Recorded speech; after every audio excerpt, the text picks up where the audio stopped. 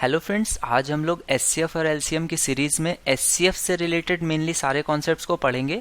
आज हम लोग एचसीएफ से रिलेटेड कॉन्सेप्ट्स को पढ़ेंगे और साथ ही साथ उस पे बेस्ड जितने भी प्रीवियस ईयर्स के क्वेश्चन होंगे उन सभी को हम लोग सॉल्व करेंगे। ठीक है, तो प्लीज़ अगर आपने अभी तक चैनल को सब्सक्राइब नहीं किया है देन प्लीज़ पहले चैनल को सब्सक्राइब कर लीजिए और इस फेसबुक ग्रुप को अपनी क्वेरीज वगैरह के लिए ज्वाइन कर लीजिए। ठीक है, तो इसमें एचसीएफ में सबसे पहले तो कुछ बेसिक कॉन्सेप्ट्स होते हैं उनको समझ लीजिए।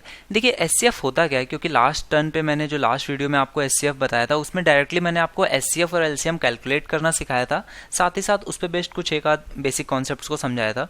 तो देखिए एचसीएफ होता क्या है, एचसीएफ का फुल फॉर्म होता है हाईएस्ट कॉमन फैक्टर। ठीक है, तो ये चीज़ आप सभी को पता है कि एचसीएफ का फुल फॉर्म होता है, लेकिन कई लोगों को इसका सेंस नहीं पता होता कि ये कैसे वर्क करता है। ठीक है, तो देखिए जैसे अगर कोई दो नंबर्स हैं, जैसे मैं कहता हूँ 5 और 10 हैं। ठीक है, तो 5 के अगर मैं आपसे कहूँ फैक्टर्स कीजिए तो आप क्या कहेंगे 1 और 5। ठीक है, जबकि 10 के फैक्टर्स क्या हो जाएंगे 1, 5, 2 और 10। ये 10 के फैक्टर हो जाएंगे और ये 5 के फैक्टर्स हैं। ठीक है, तो देखिए 5 के फैक्टर्स में और 10 के फैक्टर्स में कॉमन फैक्टर्स क्या हैं, तो आप कहेंगे 1 और 5, और देखिए दोनों में कॉमन है। ठीक है, तो उसमें भी जो हाईएस्ट नंबर होगा, तो दोनों में हाईएस्ट कौन सा है, 5 नंबर हाईएस्ट है 1 और 5 में, तो वो जो कॉमन फैक्टर हो और दोनों में क्या हो हाईएस्ट हो, वो ही आपका एचसीएफ हो जाता है। ठीक है, तो एचसीएफ आपसे पूछा कब जाता है या एचसीएफ आपको निकालना कब होता है, जब आपको फैक्टर्स निकालने होंगे। ठीक है, और उसमें भी हाईएस्ट फैक्टर। ठीक है, यानी कि कौन सा नंबर होगा, जब डिवाइड कराना होगा आपको। ठीक है, क्योंकि ये क्या है फैक्टर है। ठीक है, तो ये एक बेसिक कॉन्सेप्ट होता है जिसको कि अभी आप क्वेश्चंस के माध्यम से और अच्छे से समझेंगे। साथ ही साथ इसमें आपको क्या है कि वो कॉमन भी होना चाहिए। ठीक है, तो चलिए इस पे बेस्ड कुछ एक आध क्वेश्चन देख लेते हैं जिससे कि आप ये बात थोड़ा और क्लियरली समझ पाएंगे। देखिए बेसिक क्वेश्चंस को मैंने लास्ट वीडियो में बताया हुआ है, अगर आपने वो नहीं देखा है तो प्लीज देख लीजिए। अब इसके बाद देखिए ये क्वेश्चन क्या कह रहा है कि आपको गिवन है कि x की पावर 6 - 1 एक नंबर है, और दूसरा नंबर क्या है x की power 4 plus 2x³ minus 2x - 1। ठीक है, ये नंबर है। अब इन दोनों में आपको पूछा गया है कि एचसीएफ क्या होगा, या फिर इसमें क्या बोलते हैं महत्तम समापवर्तक क्या होगा। ठीक है, तो देखिए ये दो नंबर हैं, आपको इसमें कॉमन फैक्टर इसका निकालना है। तो आप पहले इसको ब्रेक कर लीजिए, ये नंबर जो आपको थोड़ा सा अजीब सा दिख रहा है इसको पहले आप ब्रेक कर लीजिए, क्योंकि इसमें आपको दिख रहा है कि a³ और b³ का फॉर्मूला लग जाएगा। तो इसमें आप जब इसको कॉमन लेना स्टार्ट करेंगे तो देखिए यहाँ पे भी 2 है और यहाँ पे भी 2 है, तो पहले 2 वाले एक साथ लिख लीजिए, तो ये क्या हो जाएगा 2x³ माइनस 2x, और यहाँ पर ये -1 है तो इसको आप इसके साथ लिख दीजिए, तो x की और 4 - 1। ठीक है, अब देखिए अब इसमें कुछ कॉमन लेने की कोशिश करते हैं, तो ये a² और b² का फॉर्मूला बन रहा है, तो ये क्या हो जाएगा x² - 1 मल्टीप्लाइड विथ x² + 1। ठीक है, अब इसमें देखिए कुछ बन सकता है, तो इसमें अगर मैं 2x कॉमन ले लूं, ये प्लस के साथ है तो प्लस में अगर मैं इसमें 2x कॉमन ले लूं तो ये कितना बन जाएगा, देखिए x² - 1 बन जाएगा। ठीक है, तो x² - 1 कॉमन ले लेंगे, तो x² जब मैं -1 कॉमन लूंगा तो ये कितना आ जाएगा x² + 2x + 1, ये आपका आ जाएगा। ठीक है, अब इसके बाद मैं फर्दर इसको कुछ ब्रेक कैसे कर सकता हूँ, इसको मैं ब्रेक कर सकता हूँ x + 1 का होल स्क्वायर लिख सकता हूँ, या फिर ऐसे भी लिखा रह सकता है। अब थोड़ा सा इसको ब्रेक कर लेते हैं। ठीक है, तो देखिए इसको आप क्या लिख सकते हैं, इसको लिख सकते हैं x³ - 1 a² - b² है, तो a² - b² a + b a - b हो जाएगा। ठीक है, तो x³ - 1 है x³ + 1। ठीक है, तो x³ - 1 को जब मैं ओपन करूंगा तो कितना आ जाएगा a - b ब्रैकेट में a² + b² + ab। ठीक है, तो ये आ जाएगा, और x³ + 1 को जब मैं ओपन करूंगा तो वो कितना आ जाएगा x + 1 ब्रैकेट में x² + b² - x। ठीक है, ये आपके दोनों टर्म्स आ जाएंगे। तो इसमें से जब मैं इसको फर्दर ये करूंगा तो देखिए x + 1 और x - 1 आपको मिल रहा है, तो ये क्या हो जाएगा x² - 1। देखिए एक आपको कॉमन चीज यहाँ पर मिल गई। ठीक है, x² - 1 यहाँ पर भी हो गया, तो x² - 1 यहाँ पे भी हो गया, तो इतना पार्ट तो आपका एचसीएफ में आना ही आना है। तो x² - 1 आपने यहाँ पर निकाल लिया। अब फर्दर आप इसमें देखिए इसमें कुछ और कॉमन हो सकता है क्या, तो देखिए ये a + b और a - b का कुछ फॉर्मेट बन रहा है, तो इसको स्क्वायर करके लिख सकते हैं, तो a² इसका स्क्वायर - x²। ठीक है, तो इसको आप फर्दर ओपन कीजिएंगे तो ये क्या आ जाएगा x की पावर 4 + 1 + 2x²। ठीक है, तो 2x² में से x² घटेगा तो यहाँ पे ये कितना बच जाएगा, सिर्फ x² बचेगा, तो ये कितना आ जाएगा x की पावर 4 + x² + 1। ठीक है, तो देखिए यहाँ पे और तो आपका कुछ कॉमन आ नहीं रहा है, तो इसमें सिर्फ आपका कॉमन क्या है x² - 1, तो हाईएस्ट पावर किस चीज की मिली, सिर्फ x² - 1 ही आपका कॉमन आया, तो इसमें आपका एचसीएफ क्या हो जाएगा x² - 1 हो जाएगा। ठीक है, तो ये एक आपका बेसिक कॉन्सेप्ट था कि कॉमन फैक्टर जब इस तरह के क्वेश्चंस हो तब आप कैसे निकालते हैं, तो वो भी आपने यहाँ पर सीख लिया। ठीक है, इसके बाद कुछ और क्वेश्चंस देखते हैं इस पे बेस्ड। अब देखिए ये जो क्वेश्चन है ये बहुत ही अच्छा क्वेश्चन है, इसको बहुत तरीके से घुमा घुमा करके पूछा जा सकता है, तो इसको आप बहुत आराम से पहले समझ लीजिए। देखिए ये क्वेश्चन क्या कह रहा है कि 84 जो है गणित की हैं, 90 भौतिकी की तथा 120 रसायन की किताबें हैं, ठीक है, जिन्हें विषयवार तरीके से स्टेकों में लगाना है। प्रत्येक स्टेक में कितनी किताबें होनी चाहिए कि प्रत्येक स्टेक की ऊंचाई बराबर हो। ठीक है, देखिए क्वेश्चन क्या कह रहा है कि अगर आपके पास कितनी है 84 बुक्स हैं मैथ्स की, 90 बुक्स हैं आपकी फिजिक्स की और 120 बुक्स हैं आपके पास केमिस्ट्री की। ठीक है, तो आपको इनको कुछ स्टेक्स में लगाना है। स्टेक्स मान लीजिए कुछ इस तरह से हैं कि आपकी एक स्टेक में कुछ फिक्स बुक्स ही आ सकती हैं। ठीक है, तो पूछ रहा है कि इस तरह से स्टेक्स में लगाना है कि स्टेक्स की जो ऊंचाई हो वो क्या हो, बराबर रहे सभी में। तो प्रत्येक स्टेक में कितनी किताबें हों कि प्रत्येक स्टेक की ऊंचाई कैसी रह जाए, बराबर रह जाए। तो इसके लिए मैं क्या कर सकता हूं, मैं एक ऐसा नंबर अपनी तरफ से सोचता हूं जिससे कि अगर मैं तीनों नंबर्स को डिवाइड करूं तो क्या है, डिवीजन चला जाए। ठीक है, तो अगर डिवीजन चला जाएगा तो मैं उसके जितने नंबर डिवीजन जाएगा उतने उतने स्टेक्स हर एक बुक के लगा सकता हूं। ठीक है, तो देखिए आपको जब ये कहा गया है कि प्रत्येक स्टेक में कितनी किताबें होंगी कि प्रत्येक स्टेक की ऊंचाई बराबर रहे, तो आपको क्या सोचना है कि एक स्टेक में मैक्सिमम किताबें पहली बात तो रखनी होगी। ऐसा तो होगा नहीं कि आप एक एक किताब रख देंगे तो आपका आंसर कितना आ जाएगा, 1 आ जाएगा, जबकि आपको ऑप्शंस में 1 तो दिख नहीं रहा है। ठीक है, तो आपको मैक्सिमम नंबर्स ऑफ ऐसे एक स्टेक में किताबें रखनी है सो दैट कि आपका जो स्टेक है वो भर भी जाए, सारी किताबें आ भी जाएं और स्टेक्स की जो ऊंचाई हो वो भी क्या हो, बराबर हो। ठीक है, तो इस तरह के क्वेश्चंस जब भी आपसे पूछे जाएंगे जिसमें कि आपको एक ऐसा नंबर चूज करना पड़ता है कि जिससे कि मैं डिवाइड करूं तो जो भी पेयर्स बने वो इक्वल आए या फिर जितने टाइम्स जाए वो सबका इक्वल है, तो उस केस में आप क्या करते हैं कि एचसीएफ निकालते हैं इन तीनों नंबर्स का। ठीक है, इस पे बेस्ड जितने भी क्वेश्चंस आपके प्रीवियस ईयर्स में पूछे गए थे वो सारे मैंने लिए हुए हैं, तो आप इस पे ज्यादा एक बार टेंस नहीं हुई है, इस पे परेशान मत होइए, इस क्वेश्चन को एक बार समझिए, देन नेक्स्ट क्वेश्चन में आपको और ये क्लियर होती जाएगी ये बात। तो देखिए पहले नंबर्स क्या है, 84 और 90। तो अब यहाँ पर आपको एचसीएफ निकालने का भी मैं आपको तरीका दिखा देता हूँ। देखिए जब भी आपको 3 नंबर्स हो और आपको क्या निकालना हो, एचसीएफ निकालना हो, ठीक है, तो आपको क्या करना होगा, आप क्या कीजिए कि जो भी 2 नंबर्स आपको पास दिख रहे हो, जो 2 नंबर्स नजदीक हो, जैसे कि यहाँ पे 84 और 90 है तो इनमें डिफरेंस कितने का है, 6 का है। जबकि वही मैं बात करूँ 90 और 120 तो इनमें डिफरेंस कितने का है, इतने डिफरेंस है आपका 30 का।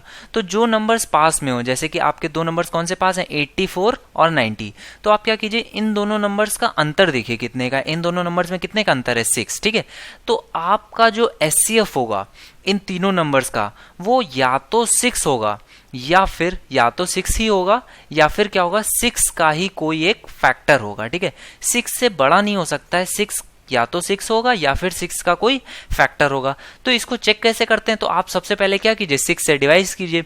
अगर 6 से डिवाइड हो जाता है तब तो ठीक है, वही मेरा आंसर हो जाएगा, जो कि यहाँ पे आपको दिख भी रहा होगा कि 6 से देखिए 90 कट जाएगा, 6 पंचे 30 होता है तो 30 से 90 कटता है तो 6 से भी 90 कट जाएगा, 6 धाम 60 होता है तो 120 भी कटता है, और 6 से जब 90 कट रहा है तो 90 में 6 कम ही तो 84 है, तो जितने बार 90 से डिवीजन जाता होगा एक कम बार 84 जाता होगा, तो ये तीनों नंबर 6 से कट रहे हैं।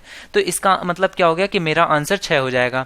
अब बात ये आती है कि जब आप बड़े बड़े नंबर्स लेते हैं तो उस केस में आप क्या कीजिए, तो उस केस में आपका जैसे अगर कभी डिफरेंस आया, ऐसा नंबर आया कि जैसे 176 आए या फिर और कोई बड़ा नंबर है, तो आप क्या कीजिए डायरेक्टली इससे डिवाइड तो आप कर नहीं सकते, तो क्या करें आप इसके फैक्टर्स निकाल लें। ठीक है, छोटे छोटे फैक्टर्स निकालिए और उनसे डिवाइड करना स्टार्ट कीजिए। अगर कोई प्राइम फैक्टर मिलता है तो सबसे पहले आप प्राइम फैक्टर निकाल लीजिए उसका, उससे डिवाइड कीजिए, अगर उससे डिवाइड हो रहा है तो उसको कंसीडर कीजिए, अदरवाइज उसको छोड़ दीजिए। ठीक है, तो इस केस में देखिए आपका 6 से आपका डिवीजन जा रहा है तो 6 एक फैक्टर आपका हो जाएगा, सॉरी 6 आपका एचसीएफ हो जाएगा, और यही आपका आंसर भी आ जाएगा कि एक स्टेक में मैक्सिमम कितनी किताबें आपको लगानी होंगी। एक स्टेक में अगर आप 6 किताबें लगाएंगे तो मैथ्स की भी सारी बुक्स और कुछ स्टेक्स में मैथ्स की, और उससे ज्यादा कुछ स्टेक्स में, एक ज्यादा स्टेक्स में फिजिक्स की, और उससे कुछ और ज्यादा स्टेक्स में आपकी केमिस्ट्री की बुक्स आ जाएंगी, और स्टेक्स की ऊंचाई कैसी रहेगी, बराबर रहेगी। ठीक है, तो इसका आंसर आपका कितना आ जाएगा, 6 आपका आंसर आ जाएगा। ठीक है, नेक्स्ट क्वेश्चन देखते हैं इसी टाइप से। अब देखिए यहाँ पे क्वेश्चन क्या कह रहा है कि एक दूध विक्रेता के पास 21 लीटर गाय का दूध है, 42 लीटर टोन्ड मिल्क है, जो टोन्ड मिल्क करते हैं मिक्स करते हैं उसमें, और 63 लीटर उसमें डबल टोन्ड मिल्क है। ठीक है, वह इन दूध के कैनों में इस प्रकार पैक करना चाहता है कि प्रत्येक कैन में बराबर मात्रा भी हो और 2 प्रकार के दूध एक कैन में वह मिलाना भी नहीं चाहता है। जैसा कि सेम क्वेश्चन पहले हम लोगों ने पढ़ा था, ये भी क्वेश्चन पूछा गया। तो कैनों की न्यूनतम संख्या बताइए। देखिए यहाँ पे क्वेश्चन थोड़ा सा डिफरेंट है। ठीक है, यहाँ से आपसे क्या पूछा गया कि न्यूनतम संख्या कैनों की कितनी होगी। तो हम लोगों ने पिछले उसमें निकाला था कि स्टेक में कितनी कितनी मैक्सिमम बुक एक स्टेक में रख सकते हैं, वो हम लोगों ने निकाला था, ना कि नंबर ऑफ स्टेक्स हम लोगों ने नहीं निकाला था। ठीक है, तो यहाँ पे आपसे क्या पूछा गया है कि कितने कैनों की न्यूनतम संख्या बताइए। देखिए जब आप एक केन में, जैसे कि आपने दूध वाला केन देखा होगा कुछ इस तरह से, अगर दूध का केन हो तो एक केन में जब आप मैक्सिमम दूध भरेंगे तभी आपके मिनिमम केनों का यूज होगा। अगर आप एक केन में कम दूध भरेंगे तो आपके जो केनों का नंबर होगा, नंबर ऑफ कैंस होगा, वो कैसा होगा, बढ़ जाएगा। अगर आप दूध कम करेंगे तो नंबर ऑफ कैंस आपको ज्यादा लेने पड़ेंगे पूरा दूध कंटेन करने के लिए। ठीक है, तो जब आप मैक्सिमम दूध आप भरेंगे तभी आपका जो कैन के नंबर होगा वो कैसा होगा, मिनिमम हो जाएगा। ठीक है, तो यहां पर देखिए क्या पूछा गया, कैनों की न्यूनतम संख्या बताइए। ठीक है, तो सबसे पहले तो आप क्या कीजिए कि ये समझ लीजिए कि कितना कितना दूध आपको भरना पड़ेगा, क्योंकि दोनों दूध को वो मिक्स भी नहीं करना चाहता है। तो आप क्या कीजिए, पहले तो इन तीनों नंबर्स का एचसीएफ निकाल लीजिए। तो देखिए पहला है 21, दूसरा है 42, तीसरा है 63। तो इसमें पहले देखिए कौन से 2 नंबर्स पास में है, तो इन दोनों का अंतर देखिए कितना है, 21 है, और इन दोनों का भी अंतर 21 है। देखिए जब 2 नंबर्स हों, 3 नंबर्स में दोनों नंबर का जो अंतर हो वो कैसा हो, बराबर आ जाए। दोनों नंबर्स का जो अंतर आया दो नंबर का, वो बराबर आ गया, तो वही आपका क्या हो जाएगा, सीधे से एचसीएफ हो जाएगा। ठीक है, तो यहाँ पे आपका एचसीएफ कितना आ गया, 21। तो अगर आपका एचसीएफ 21 आ गया तो ये आपने क्या निकाल लिया कि एक जो कैन होगा उसमें कितना मैं दूध भरूंगा, 21 लीटर का दूध मैं भरूंगा। ठीक है, तो कैन की क्षमता मैंने निकाल ली कि 21 लीटर का कैन होना चाहिए। अब उसने पूछा मिनिमम नंबर्स ऑफ कैन कितने चाहिए होंगे, तो 21 लीटर के मुझे कैन चाहिए होंगे। तो पहले वाला जो गाय का दूध है उसके लिए मुझे 1 कैन की जरूरत पड़ेगी, उसके बाद जो 42 लीटर टोन मिल्क है उसके लिए 2 कैन की जरूरत पड़ेगी, और फिर 63 लीटर जो डबल टोन मिल्क है उसके लिए कितने, 3 कैन की आवश्यकता मुझे पड़ेगी। तो टोटल कितने कैन्स की आवश्यकता पड़ेगी, 3 और 2 5 और 1 6। ठीक है, तो टोटल मेरा आंसर इसका भी कितना आ जाएगा, 6। ठीक है, बात समझ में आ रही है। नेक्स्ट क्वेश्चन देखते हैं गाइज। अब देखिए ये क्वेश्चन क्या कह रहा है कि एक दूध वाले के पास एक केन में 75 लीटर दूध है और दूसरे केन में 45 लीटर दूध है। ठीक है, उसके पात्र की अधिकतम क्षमता क्या होगी जो दोनों केन के दूध की मात्रा को माप सके। ठीक है, तो देखिए दोनों केन जो हैं उनके दूध की जो मात्रा है उसको मापने के लिए मुझे एक मापदंड ऐसा होना चाहिए या ऐसा एक नंबर होना चाहिए जिससे कि इसमें भी, इस नंबर में भी डिवीजन चला जाए और इस नंबर में भी डिवीजन चला जाए। ठीक है, ऐसा ही कुछ नंबर होगा तो उसी से मैं दोनों केनों में जो दूध है उसको माप सकूंगा। तो इसका भी आंसर मेरा क्या होता है, देखिए ये सारे टाइप्स हैं, आप इनको एक बार देख लीजिए और समझ लीजिए कि कहाँ कहाँ पर आपका एचसीएफ यूज होता है। ठीक है, तो इस तरह के केस में जब आपसे आपको 75 लीटर और 45 लीटर का दूध कहा गया है तो उसका जो आपका जो मापने के लिए जो छोटा वाला केन होगा उसकी मात्रा क्या होनी चाहिए, वो इन दोनों का एचसीएफ होना चाहिए। ठीक है, तो 75 और 45 का एचसीएफ कितना होगा, तो ये तो आप देख के भी समझ सकते होंगे, 15 3 45 और 15 5 75। ठीक है, तो इसका आंसर आपका कितना हो जाएगा, 15 आपका आंसर इसका आ जाएगा। ठीक है, नेक्स्ट क्वेश्चन देखते हैं गाइस। अब देखिए यहाँ से आपके कुछ बेसिक कॉन्सेप्ट्स पे बेस्ड क्वेश्चन स्टार्ट होते हैं जो कि बहुत ज़्यादा पूछे जाते हैं, बहुत ज़्यादा नंबर्स में पूछे जाते हैं, और इस पे बेस्ड जितने भी पूछे गए उन सभी को मैंने यहाँ पर लिया हुआ है। ठीक है, तो पहला क्वेश्चन क्या कहता है इस पे कि वह अधिकतम संख्या बताओ। देखिए हाईएस्ट कॉमन फैक्टर होता है, लेकिन इससे कभी भी आप इसको इस तरह से मत चेक किया करिए कि यहाँ पर एचसीएफ है तो यहाँ पर ग्रेटेस्ट नंबर लिखा होगा, इससे आपका आंसर आएगा। इस तरह से अगर आप जाएंगे तो आपको अक्सर आंसर्स आपके गलत हो जाएंगे। इसके लिए मैं आपको 2 तरीके बताऊंगा, वो दोनों तरीकों से ही आपका आंसर हमेशा सही आएगा। देखिए सबसे पहला जो तरीका होता है वो क्या कहता है कि आप ऑप्शंस को चेक कीजिए। ठीक है, जो आपके ऑप्शंस हैं अगर उसमें जो नंबर्स लिखे हुए हैं वो छोटे छोटे नंबर्स हैं, क्योंकि देखिए एचसीएफ जो होता है वो हमेशा नंबर से कम आता है। ठीक है, तो अगर आपको नंबर्स जो है जैसे यहाँ 110 है और 128 है तो आपके नंबर्स कुछ ऐसे हो 2 5 7 या 8, कुछ मैं ऐसे ही ले रहा हूँ नंबर्स। अगर आपको छोटे नंबर्स मिल रहे हैं तो आपको जो क्वेश्चन में निकालना होगा वो क्या करना होगा, एचसीएफ निकालना होगा। ठीक है, और अगर आपको जो ऑप्शंस हैं वो आपको बहुत बड़े बड़े नंबर्स हों, जैसे कि 450, एटलीस्ट इससे तो बड़े ही हों, इससे तो बहुत ज़्यादा बड़े होंगे, ठीक है, तो उस केस में आपको क्या निकालना होगा, एलसीएम, ठीक है। तो ये एक बहुत ही बेसिक तरकीब होती है आपको ये समझने के लिए। अगर आप कभी कंफ्यूज हो जाए कि उसमें क्या पूछा गया, एचसीएफ या एलसीएम, तो उस केस में सबसे पहला जो आपका तरीका होना चाहिए वो क्या होना चाहिए, आपके ऑप्शंस, ठीक है। दूसरी चीज जो आपको हमेशा याद रहेगी, जिससे कि आप हमेशा कभी भी कंफ्यूज नहीं होंगे अगर आप इस चीज को समझ लिए, देखिए यहाँ पे क्या पूछा गया, वह अधिकतम संख्या आपको बतानी। जब भी आपको अधिकतम संख्या पूछी जाए जिससे आपको, देखिए जब यहाँ पर क्या है, जिससे डिवाइड करना है इन दोनों नंबर्स में, देखिए इसकी पहचान आप कुछ इसी तरह समझ लीजिए। जब भी जो नंबर्स आपको दिए हुए हैं उनमें आपको डिवाइड करना हो, जिससे 110 तथा 128 को विभाजित करने पर वह नंबर है, वह संख्या बताना है जिससे 110 और 128 को विभाजित करना है, ठीक है। यानी कि 110 और 128 को आपको किसी नंबर है जिससे विभाजित करना है, कुछ इसी तरह से। तो जब आपको ये x जो है वो विभाजित करने वाला हो, यानी कि ये आपका क्या हो, डिवाइजर हो, तो ये डिवाइजर हमेशा आपका क्या होगा, एचसीएफ होगा। क्योंकि एचसीएफ हम लोग कैसे सर्च करते हैं, वो नंबर जो कॉमन आपका जो फैक्टर होता है, जो हाईएस्ट कॉमन फैक्टर होता है जिससे कि डिवीजन चला जाता है, ठीक है। तो ये आपका क्या हो जाएगा, हमेशा एचसीएफ। तो एचसीएफ आप हमेशा कैसे देखेंगे कि जब भी आपको क्वेश्चन में कुछ इस तरह से लगे कि वो नंबर आपको निकालना है जिससे कि क्या करना है, डिवीजन करना है या फिर डिवाइड करना हो, ठीक है, तो उस केस में आप एचसीएफ निकालते हैं। एलसीएम के लिए हम लोग नेक्स्ट वीडियो में इसी तरह से सीखेंगे कि एलसीएम कब कब आपको निकालना होता है, ठीक है। तो एचसीएफ के हम लोगों ने सीखा कि जब भी आपसे क्या पूछा जाए जिससे कुछ नंबर्स लिखे हों और उनको क्या करना हो, विभाजित करना हो, ठीक है। तो आप हमेशा समझिए कि आपको एचसीएफ निकालना होगा, ठीक है। पहले तो आप यही चीज समझ लीजिए कि एचसीएफ कब यूज करना होगा और कब आपको एलसीएम। तो अभी आपने समझ लिया एचसीएफ आपको यूज करना है, ठीक है। अब देखिए एचसीएफ जब भी आपको यूज करना होगा और आपका कुछ शेष बच रहा होगा, ठीक है, तो सबसे पहले आप क्या करते हैं, जो भी नंबर्स आपके दिए हैं सबसे पहले तो उन नंबर्स में उस शेष को घटा देंगे, ठीक है। एलसीएम के केस में ऐसा आपको कभी भी नहीं करना पड़ेगा, मैं आपको समझा रहा हूं, जैसे आप प्लीज वैसे ही चलते जाइए, आप आसानी से हर एक क्वेश्चन को सॉल्व कर लेंगे।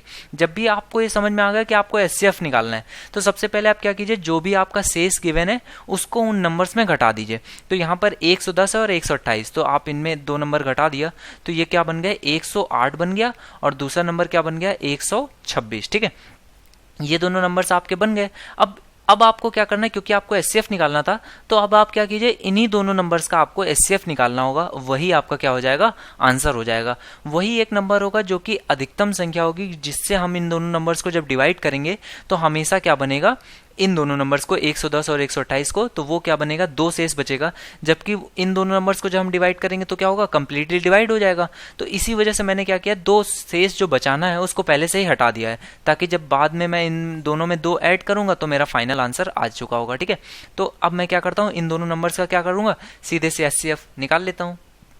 तो देखिए दोनों का अंतर कितना है, 18 अंतर है दोनों में, 8 2 10, और यहाँ पे दोनों में आप जब निकालेंगे तो ये कितना अंतर आ जाएगा, 18 आपका अंतर आ गया, ठीक है। तो अब देखिए 18 आपका या तो, अब मैंने बताया था कि एचसीएफ आपका क्या होगा, या तो आपका एचसीएफ 18 होगा या फिर 18 को कोई एक फैक्टर होगा।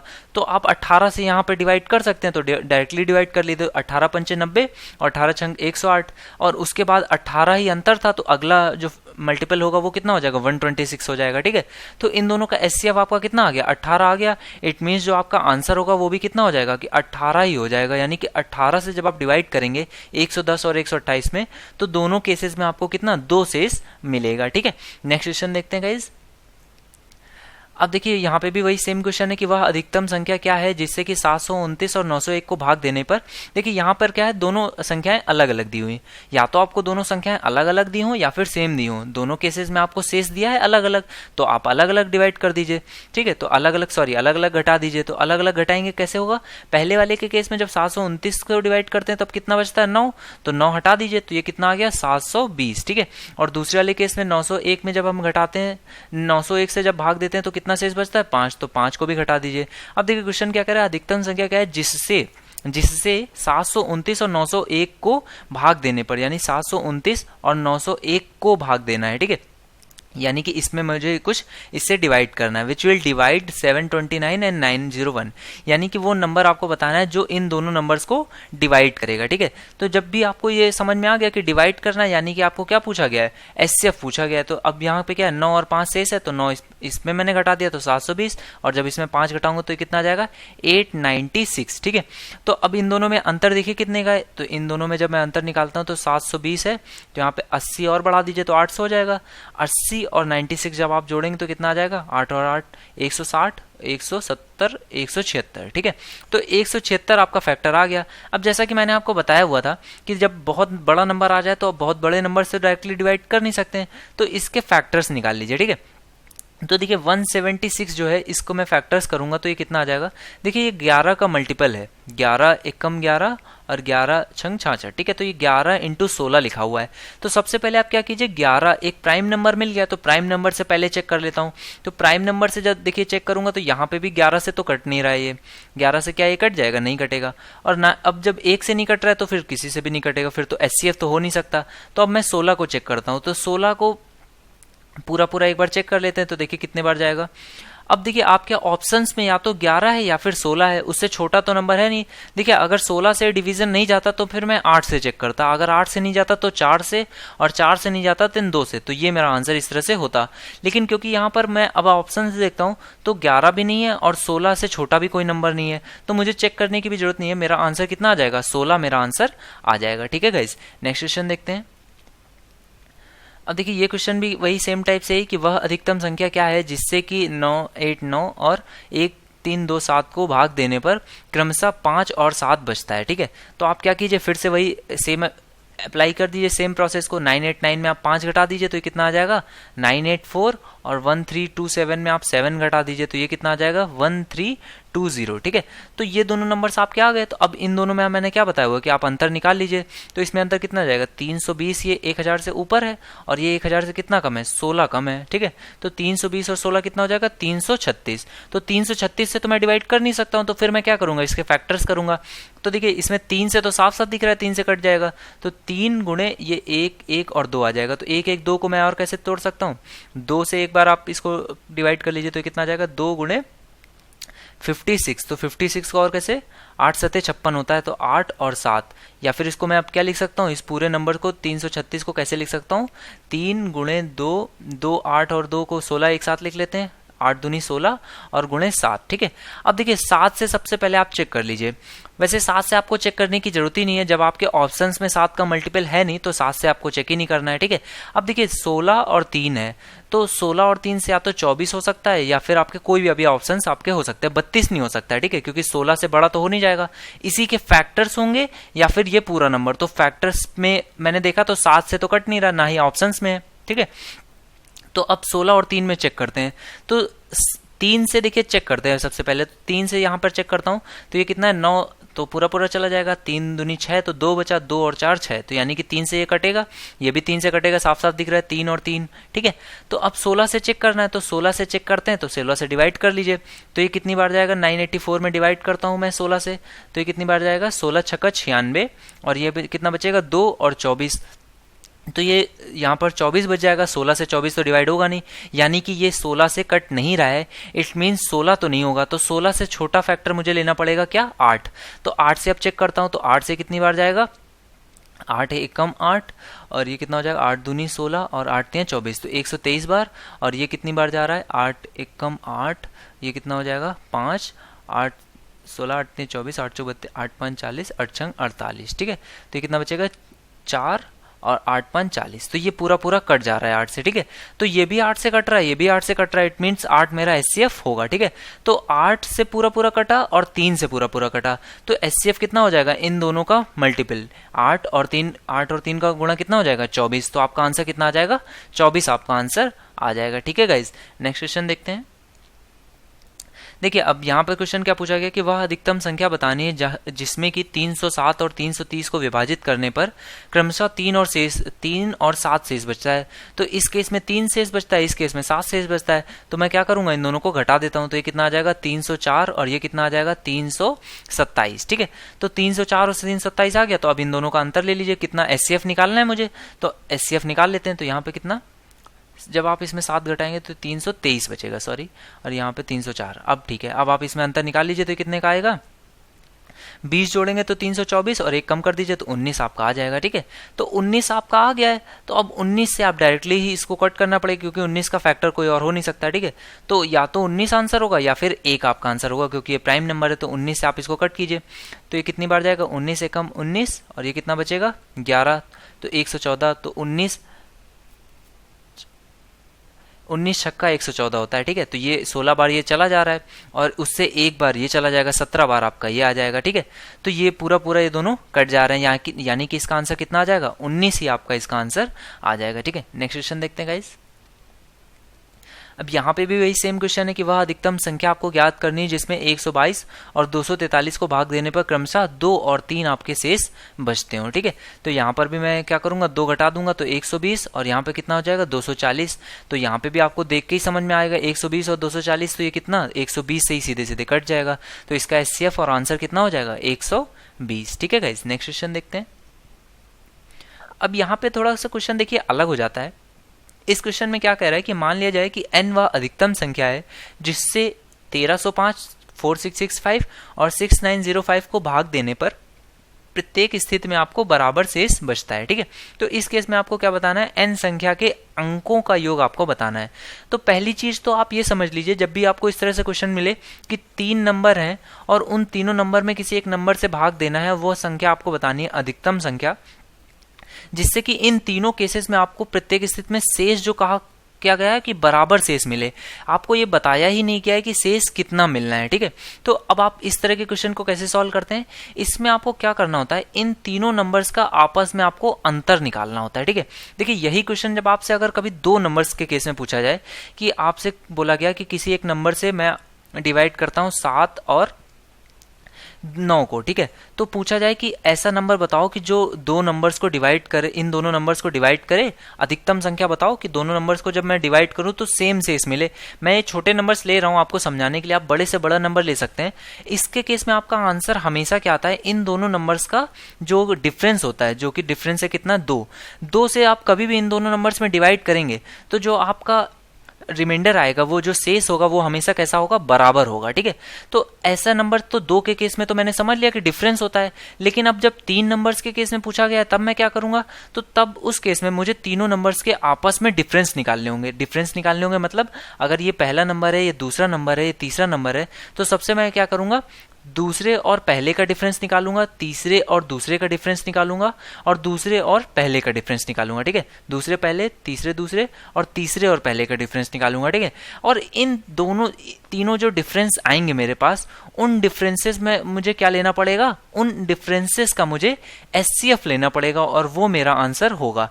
ये किस केस में मुझे करना पड़ेगा, जब मुझसे पूछा जाए कि वह अधिकतम संख्या बताइए जिससे कि 3 नंबर्स हैं और उनको भाग देने पर जो बराबर शेष आता है वो आपस में कैसा हो, बराबर हो, तो उससे मुझे n की वैल्यू पता चल जाएगी। तो सबसे पहले तो आप डिफरेंस निकालिए, तो 4665 है, तो सबसे पहले आप इसमें क्या कीजिए, 6905 से आप डिवाइड कीजिए, सॉरी घटा लीजिए 1305 को, तो ये कितना आ जाएगा आपका 00, ये कितना आ जाएगा 9 में 3 गया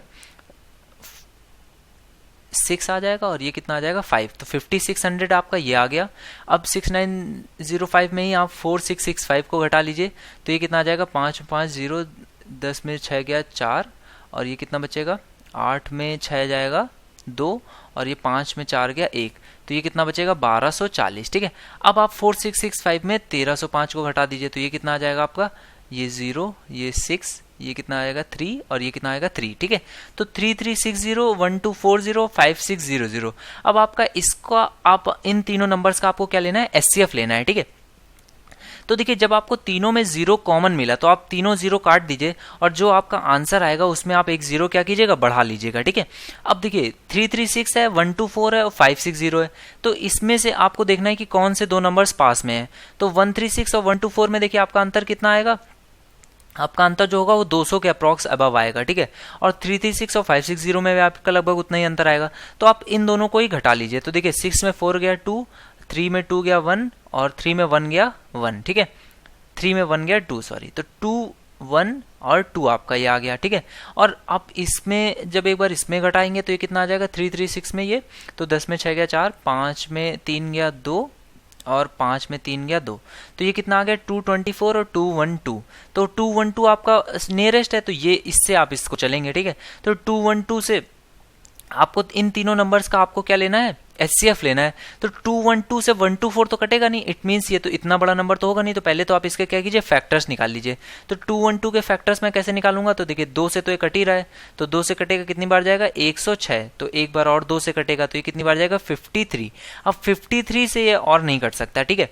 तो 4 से आप पहले चेक कीजिए कि 4 से मल्टीपल है कि नहीं है। तो देखिए 4 कहाँ कहाँ पे मल्टीपल मिलेगा, यहाँ पे आपका एक बार मल्टीपल मिल जाएगा, देखिए 24 साफ साफ दिख रहा है, 36 भी दिख रहा है, और यहाँ पर ये कितना लिखा हुआ है नंबर 60, तो यहाँ पे भी 4 से तो साफ साफ कट जाएगा। अब 53 से देखिए ये कटेगा कि नहीं कटेगा, एक बार ये चेक करना पड़ेगा। तो देखिए 53 से आपका इसको चेक कर लेते हैं 124 को, तो 124 पे देखिए 2 बार जाएगा तो 106 हो जाएगा, और यहाँ पे 124 है, तो 53 से तो कटने से रहा, तो इसका जो एचसीएफ आएगा वो कितना आ जाएगा 4 आ जाएगा। इट मीन्स इन तीनों जो बड़े बड़े नंबर्स हैं उनका मेरा आंसर एचसीएफ 4 आया, लेकिन एक 0 पहले से ही था, तो ये कितना आ जाएगा इसका आंसर 40 आ जाएगा। तो 40 हो, अब यहाँ पे 40 नहीं पूछा गया, संख्या नहीं पूछी गई, यहाँ पे पूछा क्या गया है संख्या के अंकों का योग बताना है। तो संख्या के अंकों का योग कितना हो जाएगा 4 और 0 का सम कितना आ जाएगा 4 ही आपका आंसर आ जाएगा, ठीक है गाइज। देखिए थोड़ा सा लेंदी आपको हो सकता है लगेगा, लेकिन आप जब इसको खुद से कर रहे होंगे तब ये क्वेश्चन बहुत ही आपसे तेजी से इसको सॉल्व कर लेंगे। और देखिए इसका कोई भी और मेथड, इसको इस तरह के क्वेश्चंस को सॉल्व करने के लिए इसका कोई भी और मेथड नहीं होता है, आपको इसी तरह से ही इस क्वेश्चन को सॉल्व करना होता है, ठीक है गाइज।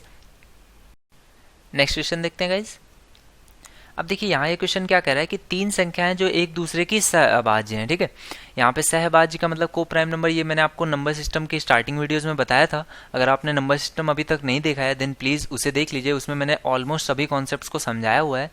इसमें क्वेश्चन क्या कर रहा है कि दो जो संख्याएं हैं वो एक दूसरे कैसी हैं सहअभाज्य हैं, ठीक है। पहली 2 संख्याओं का गुणनफल कितना है 551, और दूसरी संख्याओं का गुणनफल अंतिम 2 संख्याओं का गुणनफल कितना है 1073। ठीक है, इसको सॉल्व करने के आपके 2 तरीके होते हैं। आप क्या कर सकते हैं कि जैसे 2 नंबर्स हैं, तो 3 नंबर्स हैं ए बी और सी मान लीजिए, तो ए और बी का मल्टीपल कितना है 551 गिवन है, और बी और सी का मल्टीपल कितना गिवन है 1073, ठीक है। तो आप क्या कर सकते हैं एक दूसरे को डिवाइड कर दीजिए इन दोनों को आपस में, तो सी बाई ए मैं निकाल सकता हूँ, वो कितना आ जाएगा 1073 डिवाइडेड बाई 551। तो इससे मुझे सी और ए का रेशियो अप्रॉक्स वैल्यूज पता चल जाएंगी। अब क्योंकि जो ए बी सी हैं वह कैसी हैं सहअभाज्य संख्याएं हैं, इट मीन्स उनमें आपस में कुछ भी कॉमन नहीं होगा, ठीक है। अब क्योंकि उनमें आपस में कुछ भी कॉमन नहीं होगा, तो जो b है, और क्योंकि ये दोनों नंबर्स जो मल्टीपल है वो कैसे हैं a और b दोनों मल्टीपल हैं, इसमें भी b है और b और c में भी b है, तो इन दोनों जो मल्टीप्लिकेशन जो मुझे गिवन है, जो दोनों गुणनफल गिवन है, अगर इन दोनों नंबर्स का मैं एचसीएफ निकालूं तो एचसीएफ जो होगा वो मेरा क्या b नंबर जो होगा वही मेरा एचसीएफ निकल के आएगा, क्योंकि आपस में तीनों नंबर्स कैसे हैं सहअभाज्य हैं, यानी कि उनमें एक के अलावा कुछ भी कॉमन नहीं है। सहअभाज्य संख्याएं क्या होती हैं, को प्राइम नंबर्स वो नंबर्स होते हैं जिनमें कि या तो वो खुद अपने आप के गुणनफल होते हैं, जैसे कि मैं कहूँ 7 और 8, तो 7 और 8 आपस में को प्राइम नंबर हैं क्योंकि इनमें कुछ भी कॉमन नहीं है, ठीक है। या तो एक कॉमन होता है या फिर वो खुद, बाकी इसमें कुछ भी कॉमन नहीं होता है। तो 7 और 8 आपस में कैसे हैं को प्राइम नंबर्स हैं, ठीक है। तो ये आपस में को प्राइम नंबर्स होंगे, यानी कि इनमें आपस में कुछ भी कॉमन तो होगा नहीं। तो इन दोनों का जो मल्टीप्लिकेशन होगा उन दोनों नंबर्स का ए और बी और सी, इन दोनों नंबर्स का अगर मैं एचसीएफ निकाल लूँ तो उससे मुझे डायरेक्टली कितना पता चल जाएगा बी पता चल जाएगा। तो या तो मैं यहाँ से बी की वैल्यू निकाल सकता हूँ और उससे पहले वाले नंबर में डिवाइड करूंगा तो ए पता चल जाएगा, और इस नंबर में डिवाइड करूंगा तो सी पता चल जाएगा, फिर मैं तीनों संख्याओं का योग निकाल सकता हूँ। तो मैं क्या करूंगा, देखिए 551 और 1073, तो इन दोनों नंबर्स का मैं एचसीएफ निकाल लेता हूं। तो देखिए कितना आ जाएगा, 3 में 1 गया 2, 7 में 5 गया 2, और 10 में 5 गया, ये कितना आ जाएगा आपका 5, ठीक है। तो 522 आपका आ गया। अब 522 का आप एचसीएफ ये तो हो नहीं सकता क्योंकि ये 551 से तो बड़ा ही है, सॉरी उसके आस ही पास है, तो इससे तो ये डिवाइड होगा नहीं। तो इसके आप फैक्टर्स फिर से वैसे ही निकालने लगे, तो ये कितना आ जाएगा 2 से एक बार कटेगा तो कितना आ जाएगा 250 और 11, तो 250 260 और 261, ठीक है। तो एक बार और ये अब देखिए ये किससे चला जाएगा 6 2 8 और 9 से ये कट रहा है, तो 9 से काट दीजिए, तो ये 9 से कटेगा कितनी बार जाएगा 9 18, तो 9 2 बार जाएगा, 9 दूनी 18, और ये कितना आ जाएगा 6 2 8 और 1 तो ये 9 से एक बार और कट जाएगा, तो 29 आपका आ गया। 9 दूनी 2, 9 और 29 आ गया। तो ये देखिए ये किससे कटेगा, देखिए 2 से ये नहीं कटेगा क्योंकि यहाँ पे नंबर कितना है 551 है और यहाँ पे 1073 है। अब देखिए 9 से क्या कटेगा, तो 5 और 5 10 और 1 11, तो 9 से भी नहीं कटेगा। तो इट मीन्स ये कितने 29 से ये कट जाएगा।